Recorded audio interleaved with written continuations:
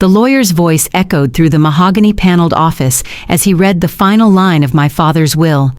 "And to my daughter Sophia, I leave the stone gargoyle from the northeast corner of the estate's roof." The room fell silent for a moment before my brother Nathan's laughter filled the space, cruel and triumphant. I sat there, my hands folded in my lap, staring at the weathered photograph the lawyer had placed before me. A grotesque stone creature with wings spread wide and hollow eyes that seemed to hold secrets I couldn't yet understand. Everyone in that room thought they knew exactly what this meant. Nathan got the 12-bedroom estate worth $8 million. Our cousins received trust funds. Even my stepmother Patricia walked away with the vacation homes in Aspen and Martha's Vineyard. And me? The disappointment, the failure, the daughter who never quite measured up. I got a piece of decorative stonework that probably wasn't worth more than a few $100s at an antique shop. But as I picked up that photograph, feeling the weight of everyone's pitying stares, I noticed something peculiar about the gargoyle's base. There were markings there, symbols that looked almost like a map. I tucked the photo into my purse, maintaining my composure even as my stepmother whispered loudly enough for everyone to hear, "Well, what did she expect? She never did appreciate what William tried to do for her." If you're watching this and you've ever felt like the world has already decided your worth before you've had a chance to prove it, then please stay with me. Because sometimes the smallest, most overlooked things hold the greatest treasures. Like this video and share it with someone who needs to remember that appearances can be deceiving. This is my story of how a single stone gargoyle changed everything. My name is Sophia Winters, and until 6 months ago, I was the family disappointment. Not because I'd done anything particularly wrong, but because in a family of lawyers, doctors, and investment bankers, I had chosen to be a teacher. Elementary school, to be specific. 3rd grade. While Nathan was closing million-dollar deals at his firm downtown, I was teaching 8-year-olds how to multiply fractions and helping them through their first heartbreaks on the playground.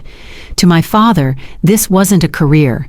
It was a hobby, a phase I'd eventually grow out of when I came to my senses. The morning of the will reading had started like any other day in my life since Dad's death 3 weeks prior. I lived in a 1-bedroom apartment above a bakery on the south side of town, the kind of place where the radiator clanged all night in winter and the windows didn't quite close all the way in summer. I'd been up since 5, grading papers and preparing lesson plans for the following week, trying to lose myself in the normalcy of routine. The call from the lawyer had come at 7 sharp, reminding me that the reading was at 10 and that my presence was required. I'd dressed carefully that morning, choosing my best dress, a simple navy blue piece I'd bought secondhand, but which looked respectable enough. I knew Patricia would be there in designer everything, that Nathan would show up in one of his $3,000 suits, that our cousins would arrive dripping in jewelry and confidence. I had none of those things, but I had my dignity, and I held on to it like a life raft as I walked into that office building. The elevator ride to the 23rd floor felt like ascending to my own execution. I could already imagine how it would go. Dad had made his preferences clear throughout his life. Nathan was the golden child, the one who'd followed in his footsteps, who'd made the smart choices.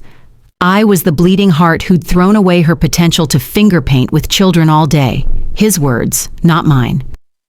The reception area of Hartley, Morrison & Associates was exactly what you'd expect from a firm that handled the estates of the city's wealthiest families.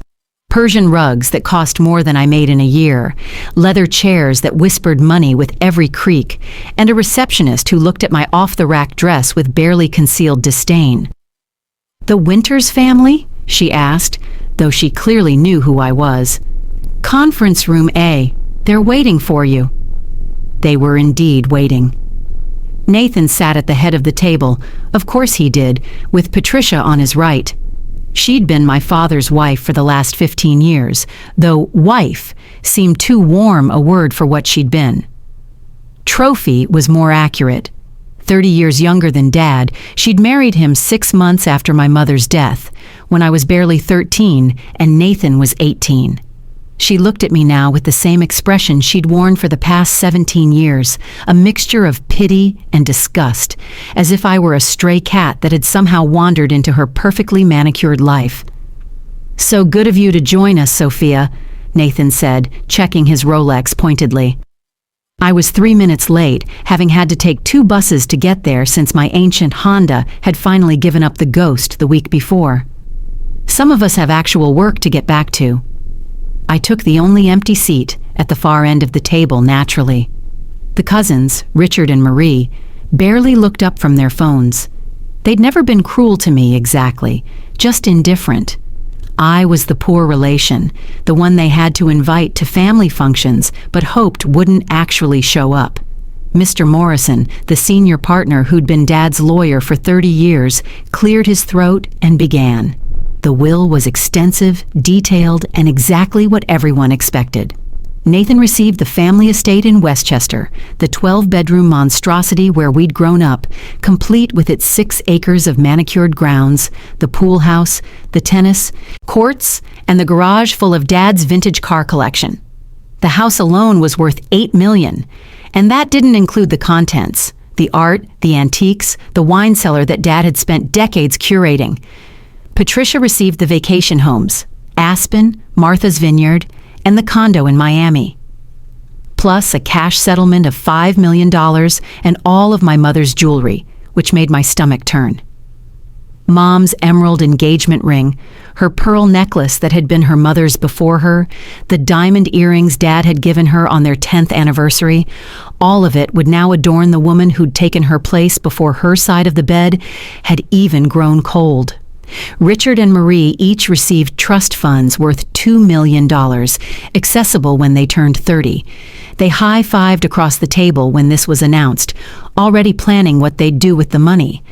And then Mr. Morrison turned to me. "To my daughter, Sophia Claire Winters," he read, his voice taking on a slightly puzzled tone. "I leave the stone gargoyle from the northeast corner of the estate's roof. May she finally understand its true value." The silence that followed was deafening.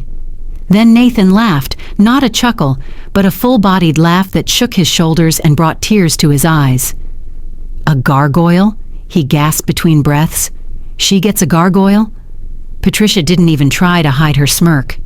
"How appropriate," she said, examining her manicured nails. "William always did have a sense of humor." Mr. Morrison looked uncomfortable as he pulled out a manila envelope and extracted a photograph. "This is the item in question," he said, sliding it across the table to me. "It's currently still affixed to the roof, but arrangements can be made for its removal and delivery to your residence." I picked up the photograph with steady hands, though my heart was racing. The gargoyle was ugly, there was no denying that. It was a grotesque creature with bat-like wings, sharp talons, and a face that seemed to be twisted in either a scream or a laugh. I couldn't tell which. It was weathered, covered in decades of grime and bird droppings. But there was something about its eyes, hollow and deep, that seemed almost knowing. "I suppose you could sell it," Richard offered, though his tone suggested he doubted anyone would buy it. "Might get a few $100s from some Gothic antique shop." "Don't be ridiculous," Nathan interjected. "Who's going to buy that thing? She'd have to pay someone to haul it away." He turned to me, his eyes gleaming with malicious pleasure. "Though I suppose it's fitting. Dad always said you had your head in the clouds. Now you've got a gargoyle to keep you company up there." I studied the photograph more carefully, ignoring their laughter. There was something odd about the base of the statue. What looked like random weathering at first glance seemed to form patterns, symbols almost, and there was text, nearly worn away, but still visible if you looked closely. I couldn't make it all out, but I could see what looked like numbers and possibly Latin words. "Is there anything else?" I asked Mr. Morrison quietly. He shook his head, looking genuinely sympathetic.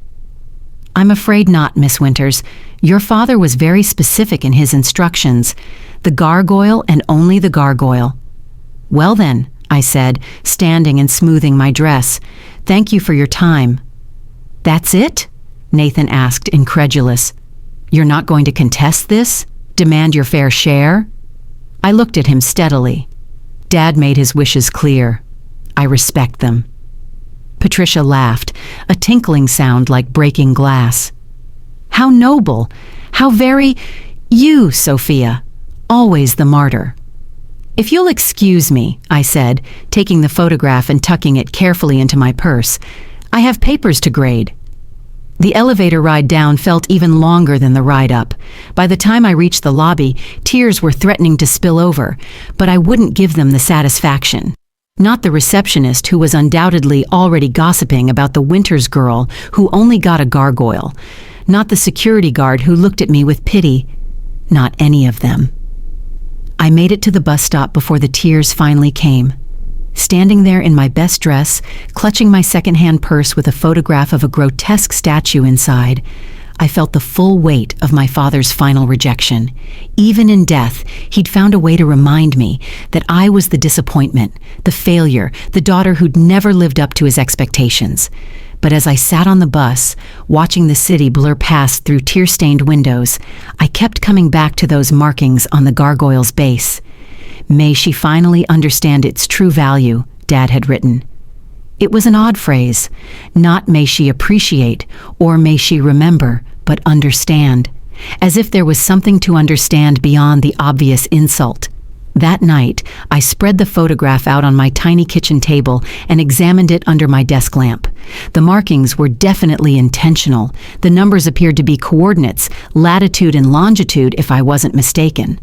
The Latin words were harder to make out, but I could distinguish veritas, truth, and what might have been hereditas, inheritance. I opened my laptop and typed in the coordinates. They led to a spot in Central Park, not far from the Bow Bridge. Strange. Why would there be coordinates on a gargoyle that had been sitting on our family estate for God knows how long? The next morning was Saturday, and instead of my usual routine of farmer's market and lesson planning, I found myself on a train to Westchester. I needed to see the gargoyle in person to examine those markings up close. Nathan would be at his golf club. He always was on Saturday mornings, and Patricia would be at her spa appointment. I still had my key to the estate, though I'd rarely used it in recent years. The house looked exactly as it always had, imposing, perfect, cold. The limestone facade gleamed in the morning sun, and the grounds were immaculate as ever. Miguel, the groundskeeper who'd been with our family for 20 years, was trimming the hedges near the front entrance. He looked up in surprise when he saw me. "Miss Sophia!" he exclaimed, his weathered face breaking into a genuine smile. "It's been too long." "Hi, Miguel," I said, returning his smile. He'd always been kind to me, one of the few people in this place who'd ever shown me genuine warmth. "I'm here about the gargoyle, from Dad's will." His expression shifted to something I couldn't quite read. "Ah, yes, the gargoyle. Your father, he was very particular about that statue. Never let anyone touch it, not even for cleaning." "Really?" This was news to me. "How long has it been there?" "Since before your father bought the house, miss. It's original to the building. 1892, I believe. Your father, he used to spend time up on the roof looking at it, especially in his last years." This surprised me. Dad had been afraid of heights for as long as I could remember. The idea of him climbing onto the roof to look at a gargoyle seemed completely out of character. "Could you show me how to get up there?" I asked. Miguel hesitated. "It's not exactly safe, Miss Sophia. The roof, it's steep, and the gargoyle is on the far corner. Please, Miguel. It's mine now, apparently. I should at least see it." He sighed but nodded. "Come, I'll get the ladder." The climb to the roof was treacherous. The slate tiles were slippery with morning dew, and I had to inch my way across, clinging to the peaked ridges. The gargoyle sat on the northeast corner, just as the will had specified, perched on a stone pedestal that jutted out from the roofline. Up close, it was even uglier than in the photograph. But the markings on the base were clearer. The coordinates were definitely what I'd thought, and there were more Latin words. Sub rosa flore veritas. Under the rose, truth flourishes. It was an old phrase about secrets and confidentiality, and there was something else, barely visible unless you were looking at just the right angle, a keyhole, cleverly disguised as part of the decorative carving. My heart was pounding now, and not just from the precarious position on the roof. This wasn't just a cruel joke. There was something here, something Dad had wanted me to find. But why make it so cryptic? Why not just tell me? I took photos of every angle, every marking, every detail. As I was preparing to climb back down, I noticed something else. The gargoyle's mouth was open in its perpetual scream or laugh, and deep in its throat, something glinted. I reached in carefully, my fingers brushing against something metallic. A key, old and tarnished, attached to a small chain that had been secured inside the statue's mouth. I pocketed the key quickly, my mind racing. Miguel was waiting at the bottom of the ladder, looking concerned. "Did you find what you were looking for, miss?" he asked. "I'm not sure yet," I said honestly. "Miguel, did my father ever say anything to you about the gargoyle? Anything at all?" He was quiet for a moment, then said, "Only once. It was about a year ago. He'd been drinking. You know how he got sometimes. He said the gargoyle knew all the family secrets, that it had been watching and waiting for over a century. I thought it was just the whiskey talking." I thanked Miguel and left, my mind churning. The coordinates, the key, the Latin phrases, it all meant something. Dad had left me a puzzle, not a punishment. But why? That afternoon, I went to Central Park. The coordinates led me to a spot near the Bow Bridge, just off the main path. There was nothing obviously significant about the location, just trees and a small clearing with a bench. I sat down, frustrated. What was I missing? Then I noticed the plaque on the bench. It was a memorial plaque, the kind people pay for to commemorate loved ones. But this one was different. It read, "For Elizabeth Clare Winters, who loved this spot above all others, your truth lives on." Elizabeth Clare Winters, my mother, and my middle name. I'd never known my mother had a connection to this spot.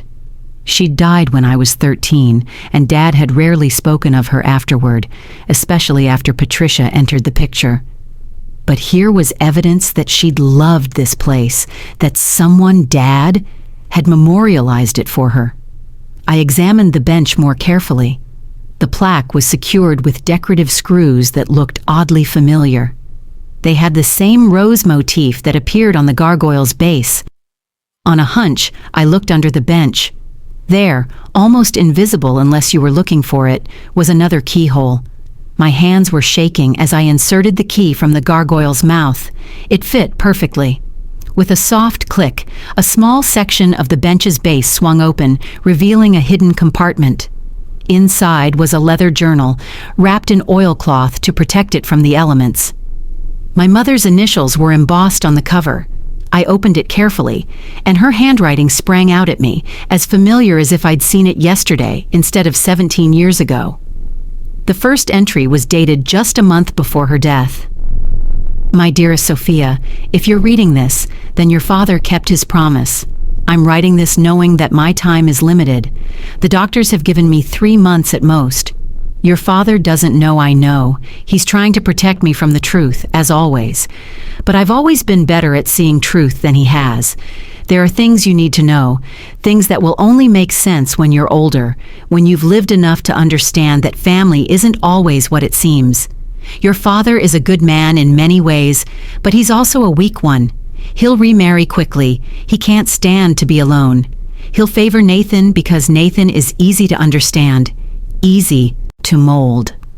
But you, my darling girl, you have something neither your father nor your brother possess.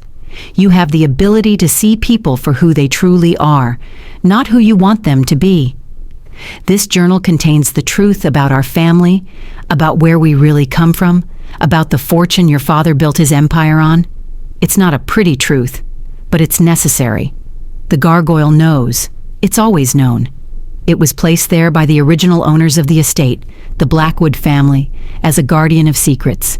Your great-great-grandmother was a Blackwood, though your father has tried to bury that connection. I read on, each page revealing more. The Blackwood family had been wealthy beyond measure in the late 1800s, but their fortune had come from questionable sources: war profiteering, exploitation of immigrant workers, and worse. They'd hidden their wealth in various ways, creating a network of hidden caches and secret accounts. The gargoyle had been their marker, their guardian, pointing the way to the truth for those who knew how to look. My mother had discovered all of this when she'd been diagnosed with cancer. She'd spent her last months investigating, documenting, preparing. She'd found evidence of hidden accounts, forgotten properties, and a trust that had been established by Margaret Blackwood, my great-great-grandmother, specifically for the female descendants of the family line. A trust that had been deliberately hidden by the male members of the family for generations. "Your father knows some of this," my mother wrote. "I've told him about the trust, about your true inheritance. He promised me he would make it right, that he would ensure you received what was yours. But I know William. His pride, his need for control, will make it hard for him to simply hand over what he sees as his. So I'm giving you this instead, the truth and the power that comes with it. The gargoyle isn't your inheritance, my darling. It's the key to your inheritance." The journal contained everything: account numbers, property deeds, legal documents, all carefully preserved. The trust my mother had discovered was worth over $50 million, and it had been sitting dormant for decades, waiting for someone to claim it. There were properties too, buildings in Manhattan that had been purchased in the 1890s and were now worth fortunes, land upstate that had been forgotten, art and jewels that had been hidden away. But more than the material wealth, the journal contained my mother's thoughts, her observations about our family, her hopes for me. She wrote about watching me grow, about the strength she saw in me that others mistook for weakness. She wrote about Nathan's arrogance, even as a child, and her fears about what he would become. She wrote about my father's insecurities, his desperate need to be seen as successful, as important, which had driven him to bury his connection to the Blackwood name and its tainted history. "He'll test you," she wrote in one of her final entries. "Even after I'm gone, he'll test you to see if you're strong enough to handle the truth. The gargoyle will seem like an insult, but it's not. It's his way of making sure you're ready. Don't let them break you, Sophia.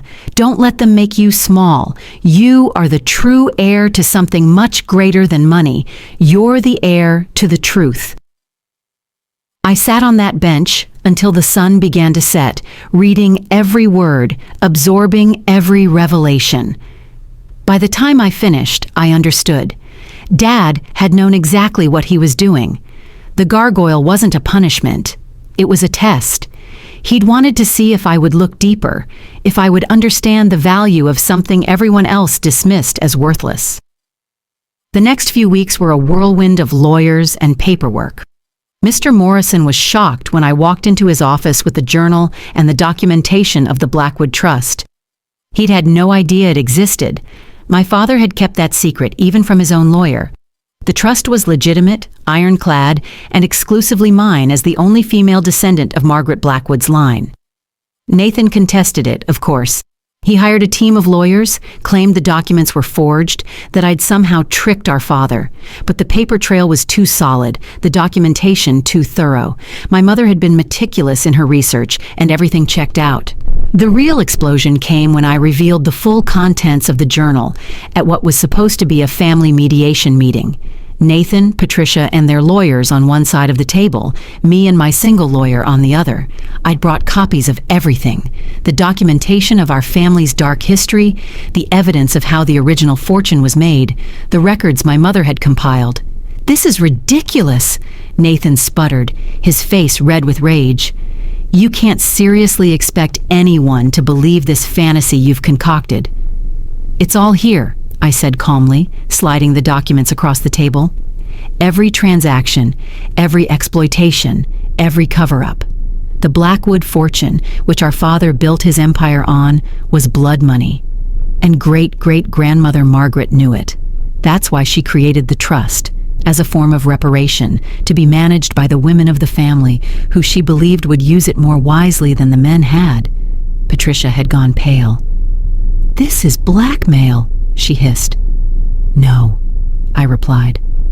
"This is truth, and the truth is that I'm not interested in destroying our family's reputation. I'm interested in doing what Margaret Blackwood intended, using this fortune to make amends, to do good in the world." "You're going to give it away?" Nathan asked, incredulous. $50 million, and you're going to just give it away?" "Not all of it," I said. "I'm keeping enough to live comfortably, to take care of the people who've taken care of me.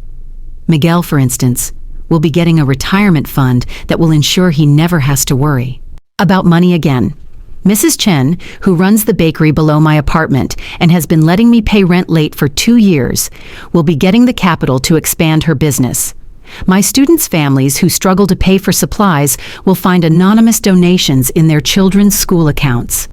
"You're insane," Nathan said flatly. "No," I replied. "I'm a teacher. I've spent the last 5 years watching brilliant children be held back by circumstances beyond their control. I've seen potential wasted because of lack of opportunity. This money can change that. I'm establishing a foundation, the Elizabeth Winters Foundation, after Mom. It will provide scholarships, fund after-school programs, support teachers who are paying for supplies out of their own pockets." "And what about us?" Patricia demanded. "What about the family?" I looked at her steadily. "You got $5 million and 3 houses. Nathan got an $8 million estate. I think the family has been well taken care of." "You can't do this," Nathan said, but his voice had lost its conviction. He knew the documents were real, knew he had no legal standing to challenge them. "Actually, I can, and I am." I stood up, gathering my papers. "The gargoyle, by the way, I'm keeping. I'm having it restored and installed at the Foundation's headquarters. It seems fitting, a guardian that everyone thought was worthless, watching over something truly valuable." As I walked out of that conference room, I heard Patricia say to Nathan, "Your father must be rolling in his grave." And maybe he was, or maybe, just maybe, this was exactly what he'd intended. He'd known what the gargoyle meant, had spent years visiting it, guarding its secret. He could have destroyed the evidence, could have prevented me from ever finding out. But he didn't. He left me the key, literally and figuratively. The transformation of my life over the next few months was surreal. I didn't quit teaching. That was never the plan. But I did move out of the apartment above the bakery into a modest brownstone in Brooklyn. Nothing ostentatious, just comfortable. 3 bedrooms, so I could finally have a home office and a guest room. A small garden where I could grow tomatoes and read on Sunday mornings. The foundation took months to establish properly. I hired experts in nonprofit management, people who knew how to make money work for change. We started small, funding school supplies for every elementary school in 3 underserved districts. Then we expanded. After-school programs, weekend tutoring, summer camps for kids who'd never seen anything beyond their neighborhood. Nathan tried to reconcile once, showing up at my classroom after school one day in December, snow-dusting his expensive coat. "Sophia," he said, standing awkwardly in the doorway, "can we talk?" I was arranging desks for the next day, setting up for a science experiment about crystals. "We're talking now. I mean, really talk. About everything. About Dad. About the money. About us." I stopped what I was doing and really looked at him. He seemed smaller somehow, diminished. The loss of his superiority had aged him. "What do you want to know?" I asked. "Did you know? Before the will reading, did you know about any of it?" "No," I said honestly. I thought Dad had written me off completely. The gargoyle seemed like his final joke. But it wasn't. No, it was his way of making sure only someone who really looked, who really cared about understanding, would find the truth. Nathan was quiet for a moment. "I wouldn't have looked," he admitted. "I would have thrown it away or sold it for scrap." "I know. Is that why he didn't tell me? Because he knew I wouldn't have done the right thing with it?"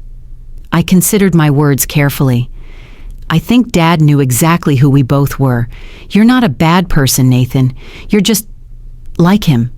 Focused on appearance, on status, on conventional success.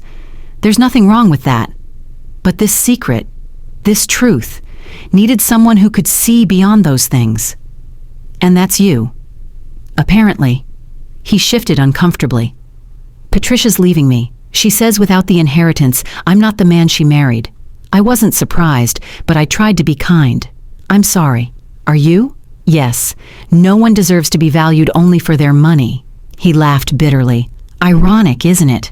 I got the house, the cars, all the things that were supposed to matter, and you got a gargoyle that turned out to be worth everything.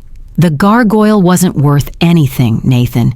It was just a key. The truth was what had value. Right, the truth. He turned to leave, then stopped. For what it's worth, Mom would have been proud of what you're doing with the money.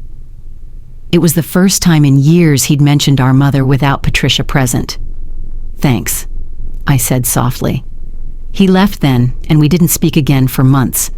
But the following September, I received a donation to the foundation, a significant one, from Nathan's personal account.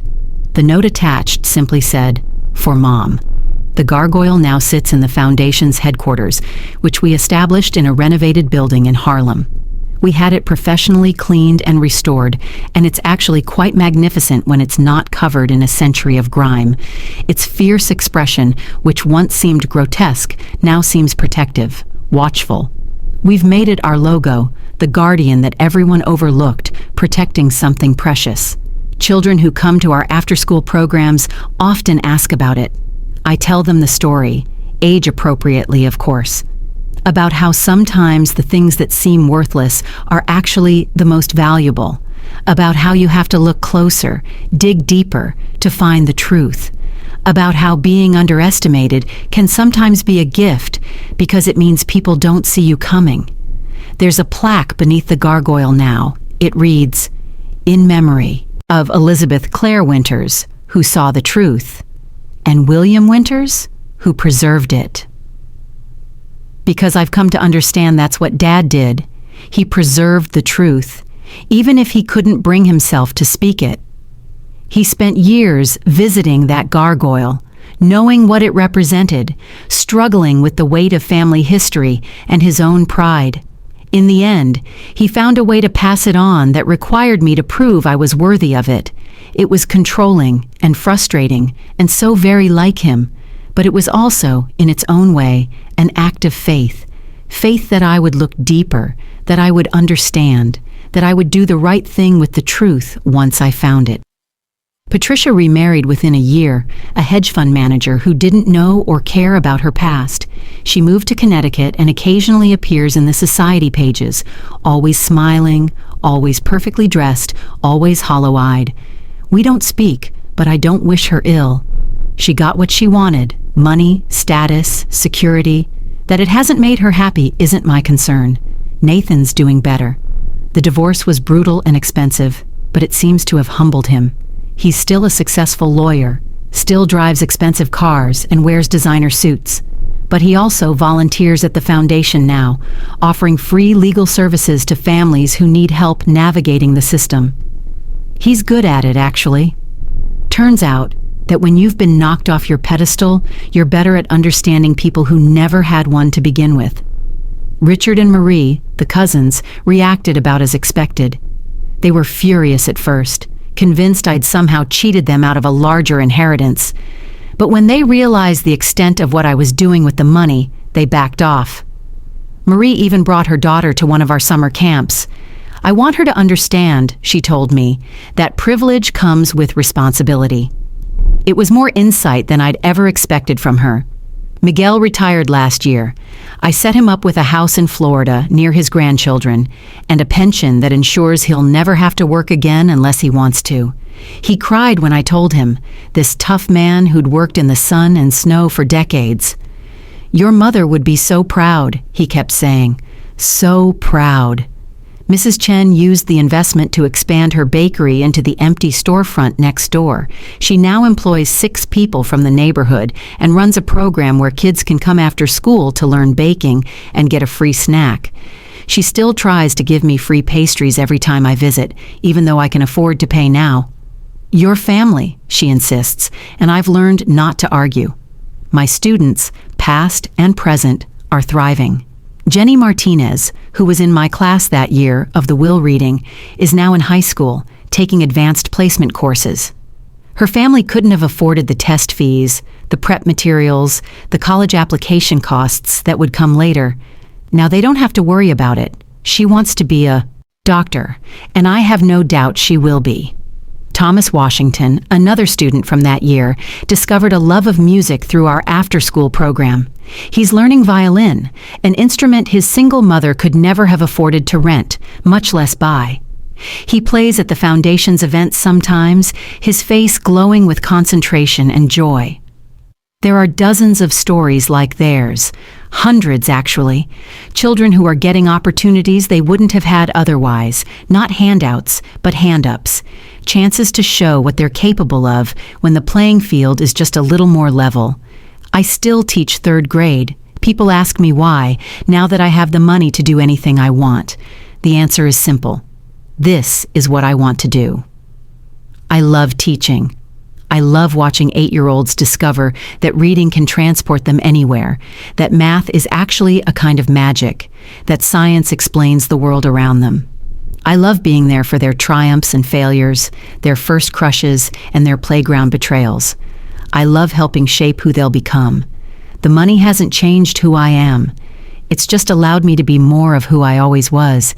Someone who believes in potential, in second chances, in the power of education to transform lives.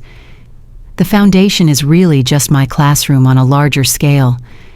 Sometimes I think about that day in the lawyer's office, the humiliation of being left a gargoyle while everyone else got millions. I remember Nathan's laughter, Patricia's smirk, the pity in Mr. Morrison's eyes. They all thought they knew what it meant. That I was worthless in my father's eyes, that I'd failed to meet his expectations one final time. But they were all wrong. The gargoyle wasn't a consolation prize or a cruel joke. It was a test, a puzzle, a chance to prove that I could see value where others saw none. It was my father's complicated way of saying that maybe, just maybe, the daughter who chose teaching over law, compassion over ambition, substance over style, was the one who could be trusted with the family's deepest secret. The gargoyle watches over the foundation's entrance now, its stone eyes seeing everyone who enters. Children who come for tutoring, parents who come for legal aid, volunteers who come to help. It's become something of a mascot, a symbol of hidden value and overlooked potential. Some of the kids have even named it. They call it Gus, short for Augustus, because they think it looks regal once you get used to it. Last month, we held our annual fundraising gala at the foundation. It's a fancy affair, the one time a year when I put on an expensive dress and pretend I'm comfortable in high society. We raised $3 million that night, money that will fund programs for the next year, that will change hundreds of lives. Nathan gave a speech, something he volunteered to do. He talked about our family, about the lessons learned from the gargoyle, about how sometimes the greatest gifts come disguised as insults. "My sister was given what we all thought was nothing," he said, "but she saw what the rest of us couldn't, that it was everything.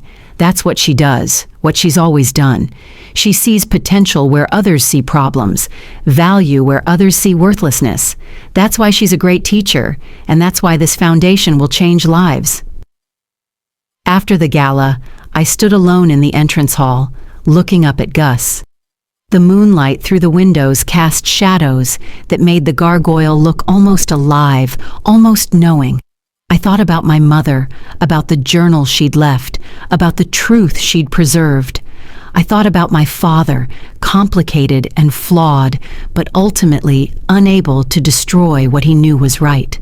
I thought about all the children who would pass through these doors, whose lives would be different because a stone gargoyle held a secret. Thank you. I whispered to the statue, to my parents, to whatever force had guided me to look deeper that day. The gargoyle, of course, didn't respond. But in the morning, when the first children arrived for early tutoring, I swear its expression looked a little less fierce, a little more protective, like a guardian that had finally found what it was meant to guard. The truth about inheritance, I've learned, isn't about what you're given. It's about what you do with it. Nathan inherited a house, but he lost his sense of self. Patricia inherited millions, but she's never found satisfaction. The cousins inherited trust funds, but they're still searching for purpose. I inherited a gargoyle, ugly, overlooked, dismissed by everyone as worthless. But that gargoyle held the key to something far more valuable than money. It held the truth about our family, about where we came from, about the debts we owed. It held my mother's last gift to me, her faith that I would know what to do with it. It held my father's complicated love, his recognition that maybe the daughter he'd dismissed was the one who could handle the responsibility he couldn't. Most importantly, it held a lesson. That value isn't always obvious, that the things people dismiss or mock might be the very things that hold the greatest treasures. Every child who walks through our foundation's doors learns this lesson. Every scholarship we grant, every program we fund, every life we change is a testament to the power of looking deeper, of refusing to accept surface judgments, of believing that everyone has hidden potential waiting to be discovered. The Blackwood fortune, built on exploitation and suffering, is finally being used for redemption and hope. Margaret Blackwood's vision, preserved for over a century in trust documents and hidden accounts, is finally being realized. My mother's faith in me, documented in a journal hidden in a park bench, has been vindicated. And my father's test, cruel as it seemed at the time, taught me the most valuable lesson of all, that true inheritance isn't what you're given, but what you're strong enough to uncover, wise enough to understand, and brave enough to transform. I still live modestly, still teach third grade, still shop at discount stores and take the subway. The money hasn't changed my values. It's simply amplified my ability to act on them.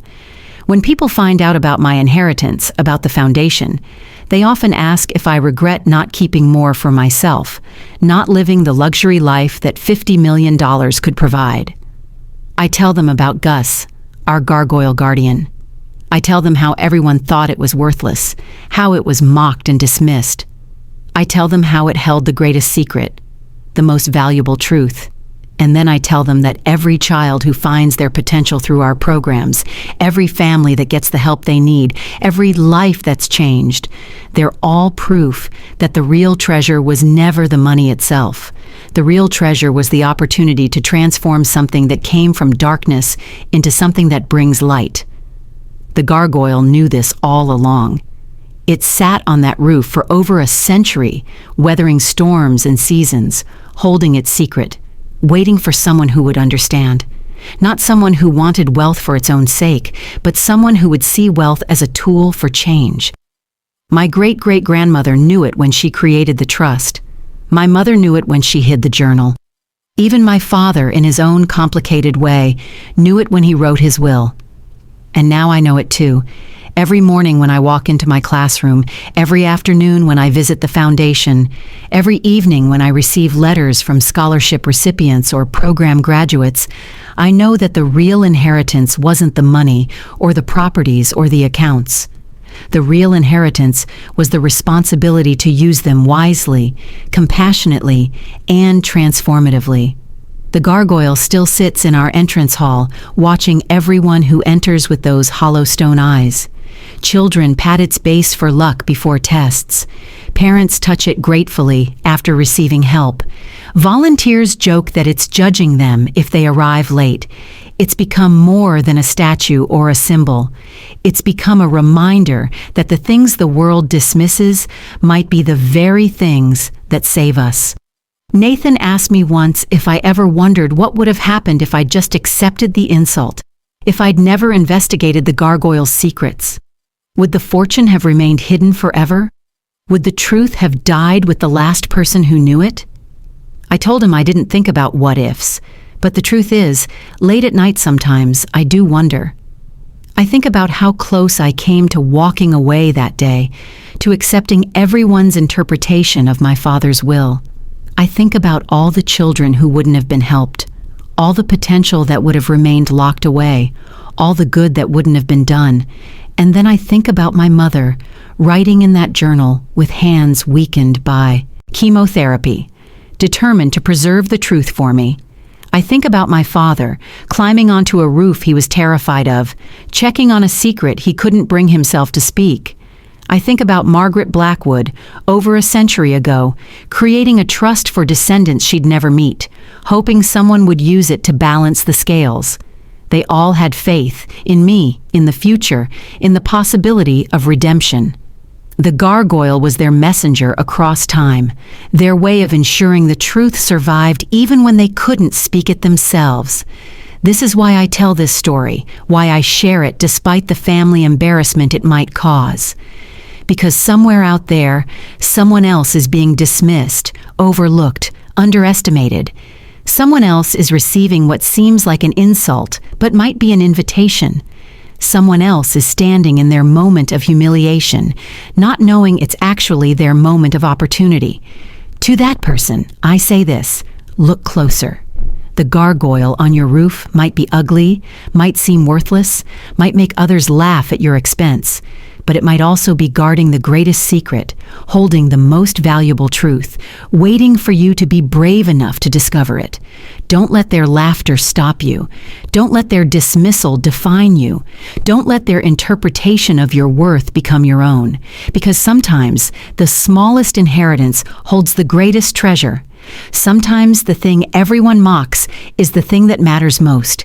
And sometimes a single stone gargoyle is worth more than all the houses, all the money, all the obvious inheritances in the world.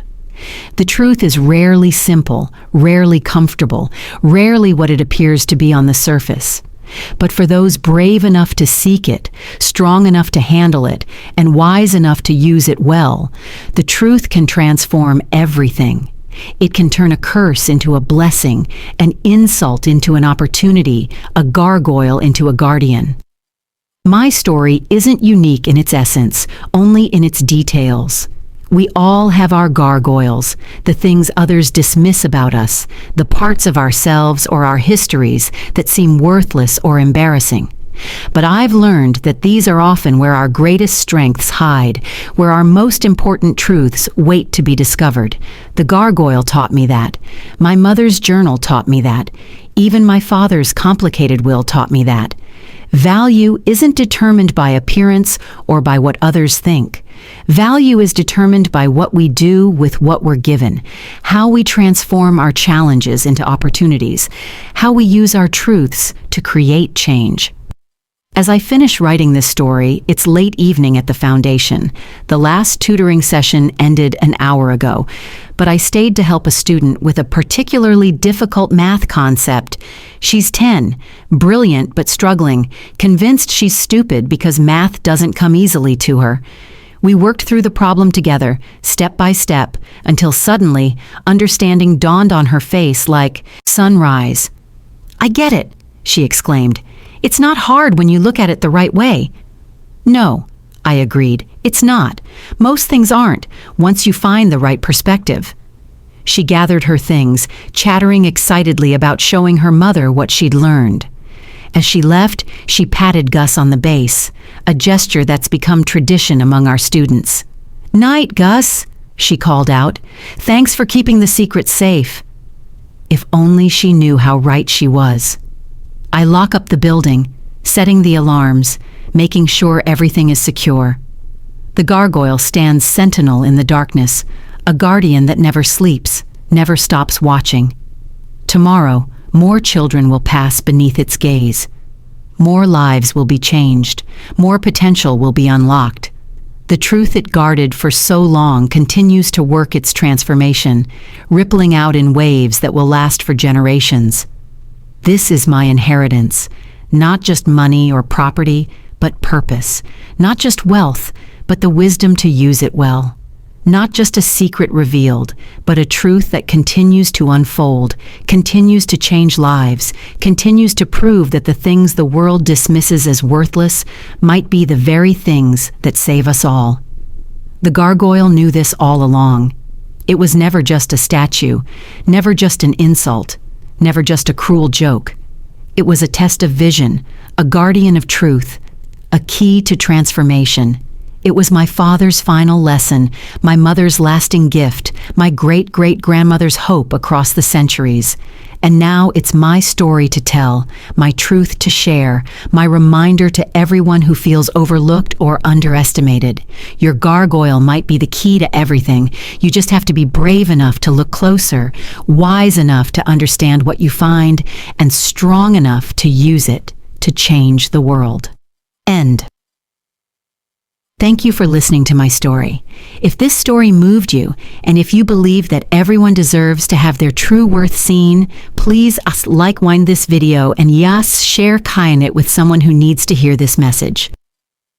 Comment below and tell me, what was the moment in the story that resonated with you the most? And if you want more powerful stories about finding your strength and overcoming the odds, make sure to subscribe more to the channel and turn on notifications. You won't want to miss what's next.